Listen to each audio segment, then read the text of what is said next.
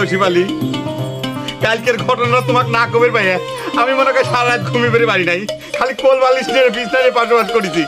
কালকে সূর্য খুব দেখতে পেয়েছিল নাকি, সেই জন্য তুই চোখে ঘুম আসে নাই। তুমি কি কথা কইলে শিবালি, তুমি ঘটনাটা শোনো নাই?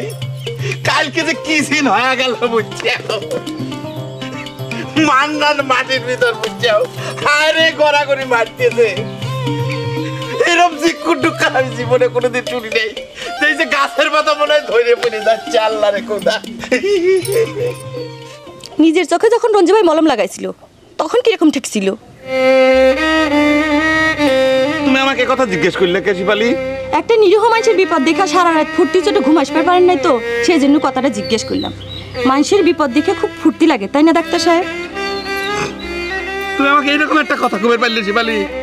গ্রামের একটা সাধারণ মানুষের সাথে তুমি আমাকে তুলনা করলে, তাহলে মাইনে নিলাম, কিন্তু মান্নান তাকে তুমি নিরীহ করে দিলে। নিরীহ না তো কি, সে তো গুল্লার হাড়ি নিয়ে আমার আব্বার সাথে দেখা করবার আসতেছিল। আপনারা কিসের জন্য তাকদের এত হেনস্থা করলেন?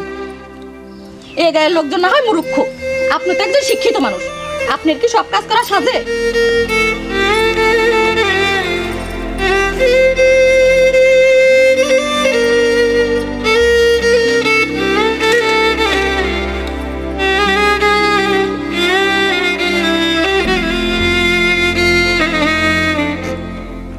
ডাকলেও না, বাসি মুখে আসি গোবর গুলা খালি।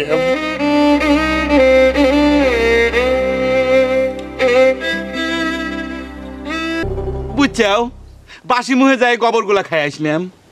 ওই শিবালির কথা শুনে তো আমি আকাশেতে পড়েছি। সে কি কয় জানো? কয় যায় মান্নান নাকি নিরীহ নিষ্পাপ। আচ্ছা তুমি কত রজনু ভাই? আমার নাম রজনু না, রঞ্জু। নামখান ঠিক করে কও। ও আল্লাহ, করছাও কি? আমি তো তোমাকে রঞ্জু ভাই কইলাম, বুঝতে পারিছি।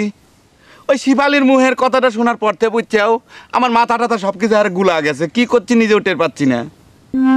ডাক্তার, তুমি তো দিনের বেলা কথাখান শুনে অস্থির হয়ে গেছি, আমি রাত্রির বেলা কথাখান শুনেছি। এই জন্যই কয় নারী জাতির মন বোঝা বড় দায়। খামাখা তোমার উপর আমি রাগ করেছিলাম, চোখে মলম পর্যন্ত ঘষে মেরেছিলাম। আমারও তো একই কথা কবির ইচ্ছা করতেছে রঞ্জু ভাই, কিন্তু কব না। খামাখাই এতদিন ধরে কুত্তে মার ইঞ্জেকশন খুঁজেছিলাম। এখন তো আমার সন্দেহ হচ্ছে ডাক্তার, শেফালি কার নামে মুরগি মানত করে। সে বিষয়ে আমার কিন্তু কোনো সন্দেহ নাই, বুঝছাও। তার মানে তুমি কবে চাচ্ছ যে আমার নামে দরগায় মুরগি মানত হয়েছিল, আর এর সাথে তুমি যুক্ত ছিল। দেখলে কেমন করে সত্যি কথাটা বাইর হয়ে গেল একদিন পরে। রঞ্জু ভাই, এসব অতীত কথা নিয়ে কালচার করা বাদ দাও তো, তুমি এখনকার কথা ভাবো। আচ্ছা রঞ্জু ভাই, তোমার কি সত্যি সত্যি মনে হয় যে ওই শিবালি মান্নানকে পছন্দ করেছে? এখন তোমার এসব কথা মনে হচ্ছে কে? তোমার সাথে খারাপ ব্যবহার করলেই মনে হয় যে মান্নানকে সে পছন্দ করবে। আমার সাথে তো শেফালির বিয়ে ঠিকঠাক, খালুজান তো আমাকে নিজের মুখেই কইছে, আর সে কথা তো আমি তোমাকে কই দিয়েছি। তালিবার আমি কিনা